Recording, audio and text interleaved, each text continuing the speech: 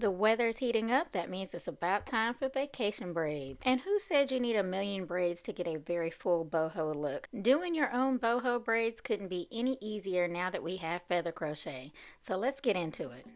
Today's video is brought to us by Ywigs. They sent me over 4 bundles of their feather crochet in deep wave 18 inches. This hair is 100% human, which means it can be dyed, it can be blow dried, it can be washed, it can be flat ironed, and because it is tied together with these very small threads, it makes the hair not only easy to install but easy to take down and makes it reusable. This is what one bundle looks like, and it is 50 strands of hair. So if you're trying to gauge how much hair you need, this is how full it is, and because we're doing longer lengths, that's why I needed a full 4 bundles. For the braids, this is the braiding hair I'm using. I only used 5 bundles out of this pack, and it's 52 inches. Here is the state of my natural hair. It is freshly cleansed and blow dried, and I actually been trying out the Abby Young method, and I have noticed a difference after just one wash. My hair has a lot more volume to it, and I'm a fine hair girly, so that's saying a lot. If you're new to the channel, I am currently on a hair growth journey to waist length. I started out with a very short pixie in January of 2025, so here's how far we have come. Last month I had my ends trimmed just to make sure that I'm on track. And honestly, I really prefer shorter hair, but I only grew my hair out to waist length one time, and I want to try it again before I cut it all off again, just to see how long it really takes me. And do keep in mind that this is my job. I am in and out of braids probably 99% of the time. So it's a fine haired natural girly. I think this journey is going to serve the purpose of answering a lot of questions in the natural hair community, especially with the discourse around braids breaking your hair off. Is it really a protective style? Is it because of the install methods or techniques, or is it the products? So many questions are going to be answered. Also, because of my natural hair journey in its totality, I am not primarily interested in maintaining my curl pattern at all. I think I fare better as a straight natural, if that makes sense. When I went natural the first time, I found out the hard way that I have 4 different curl patterns in my head. So even if I tried to do like a braid out or a twist out, I would have to manipulate my front area of my head to make it match the back of my head. So really this journey is going to be about length retention, because that's what we want to focus on if you have hair growth goals. Also, I am 40 plus and perimenopausal, so hormones are definitely going to be a key factor in this journey this go around. I'm already seeing a difference in how my hair grows, especially when you factor in diet, exercise, and medications. So normally when you want your hair to grow and thrive, you want to stay away from high manipulation. However, because this is my job, you're going to see me put my hair through the ringer. And also, I don't wear a bonnet. I do that on purpose just to test these styles out to make sure that they are foolproof. And also, not gonna lie, I'm just lazy like that.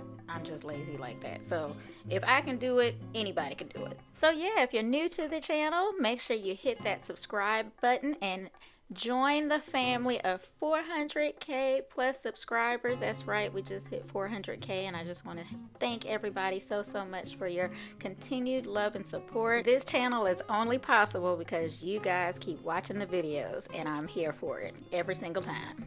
Okay, so now that I'm done rambling, let me show you how I install this hair. So I already did the back. I did knotless in the back because my hair was long enough to hold a full braid back there. I'm also kind of doing these parts pretty big. It's kind of between like medium and large, not exactly medium.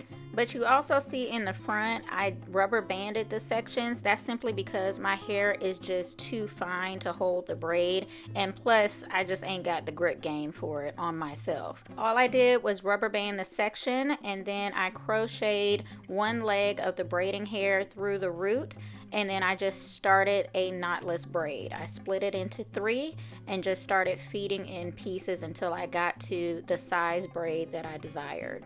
If you are an OG follower, you know I'm a rubber band girly. I will rubber band some braids in a hot minute. I've never had any problems with breakage. I've never had any problems with my hair falling out. It really just is a matter of what you do is what's comfortable for you. And my braids are never tight. My rubber bands are never tight. So to each his own. Keep your comments to yourself. To add in the boho hair, I am using the feed-in method, which is what we do at our salon as well. This method is the best way to insert the hair if you do not want any of the threads to show. Of course, because these are larger, you could go through and crochet the threads all the way through until you can't see them anymore, but it was just as easy to just feed them in.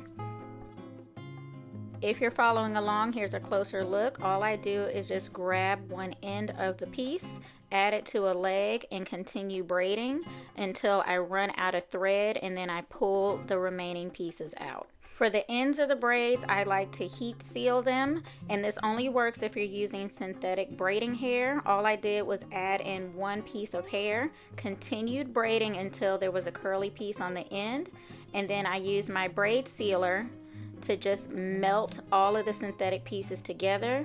You rub it together, and that's how you complete it with a curly piece on the end. So yeah, if you can't feed in, you can definitely still crochet the pieces in, but if you're a stickler about the threads showing, then this is the method that you want to go with. And if you don't have the grip game to add in a piece at the root for volume, just go back and crochet it in. So yeah, that is it in a nutshell. This completes the look. I honestly really like using shorter hair, boho hair, for styles this long because it does kind of help with tangling. If you get really long hair, the hair kind of intertwines with itself, so that's where you run into some issues with the hair tangling on you. I am a stickler for takedowns. I don't like my takedowns to take me too long, so now that my hair is longer, I will always go for the larger parts, if you know what I mean. If you are a boho girly, get your hands on some feather crochet, because not only is it easy to install, it's easy to take down, and you can reuse the hair. Love, love, love. It's got me in a chokehold. As always, if you learned something new, make sure you give this video a big thumbs up and share it with a friend. It helps the channel out so much. Special thanks to our friends over at Ywigs for sponsoring today's video. All the information you need about this hair and products used will be listed in the description box below.